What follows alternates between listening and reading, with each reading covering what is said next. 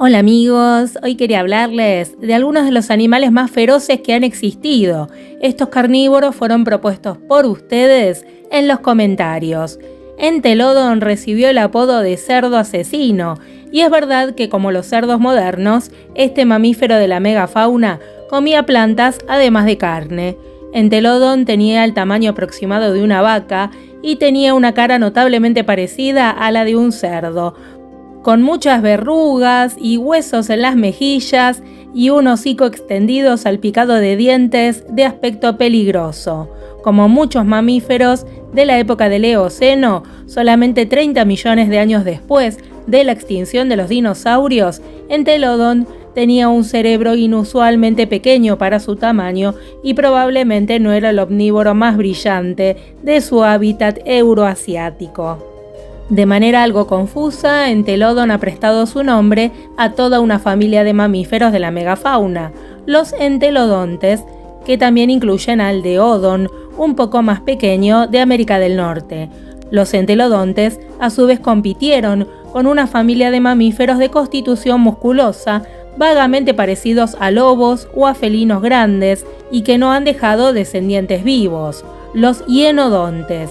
Para mostrar lo difícil que puede ser clasificar a los mamíferos del Eoceno, ahora sabemos que Entelodon puede haber estado más relacionado con los hipopótamos modernos o inclusive con las ballenas que con los cerdos modernos.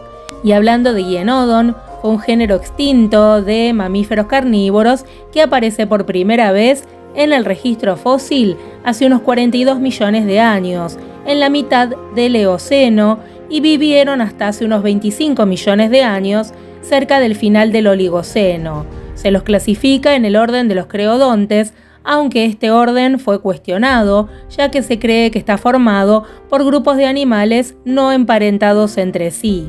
Hyenodon era un depredador grande y eficiente, su cráneo era largo y estrecho, con grandes dientes felinos. Aunque su nombre hace referencia a las hienas, los hyenodontes ni siquiera pertenecían al orden de los carnívoros y estaban muy lejanamente emparentados con estos. No hay muchos fósiles cuando se trata del origen del puma. De hecho, este es un tema bastante controvertido. Se han encontrado varios fósiles de puma en diferentes puntos del territorio español y otros yacimientos europeos. Esto apuntaría a un posible origen europeo del puma y no americano como se suponía. Este felino, el cuarto más grande del planeta, habría vivido en el Viejo Mundo durante más de 2 millones de años. Se habría extinguido allí, habría migrado a América a través del estrecho de Bering hace cerca de medio millón de años. Los pumas son realmente los cuartos felinos más grandes del mundo, superados en talla únicamente por leones, tigres y jaguares.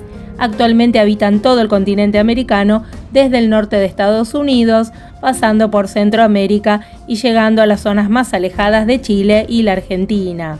A diferencia de otros felinos, como leones y tigres, los pumas no tienen la capacidad de rugir, ya que la morfología de su aparato fonador solo les permite emitir ruidos parecidos a los gatos domésticos.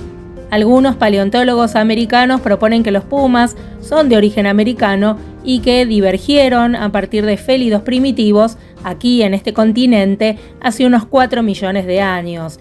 Sin embargo, el registro fósil de pumas en América comienza hace unos 400.000 años. Sin embargo, se han encontrado restos con gran similitud a los pumas, a pesar de que no son muy abundantes, pero se han hallado en España, Francia, Alemania, Italia, Gran Bretaña y varios países europeos más, en un periodo que abarca desde los 3 millones de años hasta hace unos 600.000 años.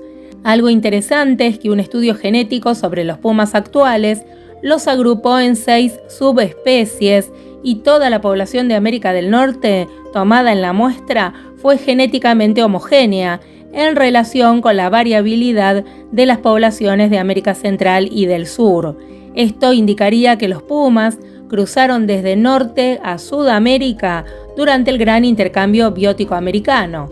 Se extinguieron posteriormente en América del Norte y los pumas norteamericanos actuales derivan de un reemplazo y recolonización reciente ocurrida hace nada más que 10.000 años por un pequeño número de fundadores que se originaron a partir de un centro de diversidad genética de pumas en el este de Sudamérica hace unos 200.000 a 300.000 años atrás.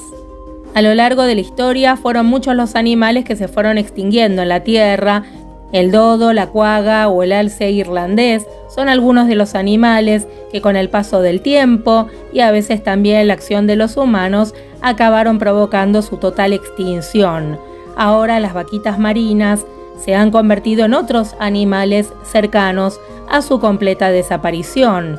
En 1997 se contaron unos 600 ejemplares, mientras que en este año habría solamente 10 ejemplares con vida, concretamente en el Golfo de California, en México.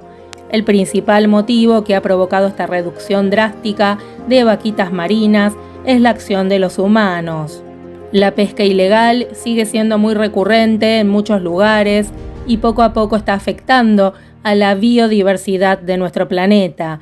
El gobierno mexicano ha querido tomar cartas en el asunto, prohibiendo las redes de enmalle en el Golfo de California, pero esperemos que esta acción no haya llegado demasiado tarde. También es preocupante la situación del zorro chilote o zorro de Darwin. Actualmente solamente existen 700 ejemplares en el sur de Chile, cuya población habita mayormente en la isla grande de Chiloé. Este cánido es considerado como el zorro más pequeño del mundo y se caracteriza por ser nocturno y solitario. Le gusta vivir en lugares lejos de la civilización y con muchas áreas verdes. Su pelaje es más oscuro que el del resto de los zorros, variando de un gris oscuro a un negro. Por otro lado, su alimentación está basada en reptiles, anfibios, frutas locales, insectos, mamíferos pequeños y algunas aves. Este es otro animal que vive en la actualidad, es el dingo, Canis lupus dingo, aunque a veces fue considerado una especie propia, Canis dingo. Se trata de un lobo propio de Australasia, probablemente descendiente del lobo asiático. El dingo es comúnmente descrito como un perro salvaje australiano, pero no se limita a Australia, tampoco es originario de ahí. Los dingos modernos se encuentran por todo el sureste de Asia, generalmente en pequeñas manadas, en los bosques naturales y en Australia, particularmente en el norte. Tienen características de lobos y también de perros. Se piensa que su apariencia es similar al del antecesor de los perros actuales. Los dingos fueron llevados desde Asia a Australia y otras partes del Pacífico por nómadas que viajaban por el sudeste asiático desde hace unos 5.000 años. Hace 3.500 a 4.500 años atrás, los dingos llegaron a Australia e islas cercanas, exceptuando Tasmania. En origen, los aborígenes australianos cuidaban dingos como alimento en casos de escasez de comida. La llegada de los dingos a Australia se considera una de las posibles causas de la extinción del tilacino. Evidencias fósiles y pinturas aborígenes señalan que los tilacinos habitaban por toda Australia y hubo una desaparición súbita hace unos 3.000 años. La interacción de las dos especies fue de unos 500 años, un tiempo que algunos expertos creen que sería un tiempo suficiente para un impacto significativo en las poblaciones de tilacino, ya sea por la competencia por el alimento o la transmisión de enfermedades. Por último, quiero hablarles del Corytoraptor. En el año 2017, paleontólogos chinos descubrieron en su país una nueva especie de dinosaurio con una cresta en el cráneo, similar a la que se encuentra en la cabeza de los casuarios, esta ave australiana. Basándose en similitudes morfológicas de la cresta de ambas especies, los autores sugirieron que los casuarios pueden dar pistas sobre el papel funcional que desempeñó en el dinosaurio. En este caso, sería un animal muy agresivo, como lo es el actual casuario. Este dinosaurio oviraptórido del Cretácico superior, aproximadamente de 100 a 66 millones de años atrás, tenía una cresta, un cuello largo, una morfología como la del casuario. Sus descubridores sostienen que este espécimen tenía por lo menos 8 años de edad y corresponde a un adulto joven que no había crecido completamente, basándose en similitudes de la estructura interna del casco de Corytoraptor comparado con el de los casuarios modernos. Los autores sugirieron que podría haber tenido un propósito similar, sería una estructura multifuncional usada en la exhibición, la comunicación, la agresión o defensa, y también pudo haber servido como medio de atracción para el apareamiento.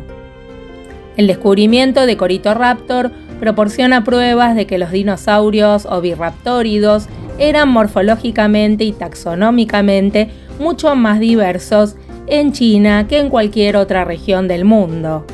Bueno amigos, espero que les haya gustado esta información que les traje hoy, basado en algunos animales que ustedes me pidieron en los comentarios. Y si quieren algún otro animal, pídanlo también. Voy medio atrasada con los pedidos, pero siempre trato de cumplir con ustedes. Un fuerte abrazo para todos y cuídense mucho.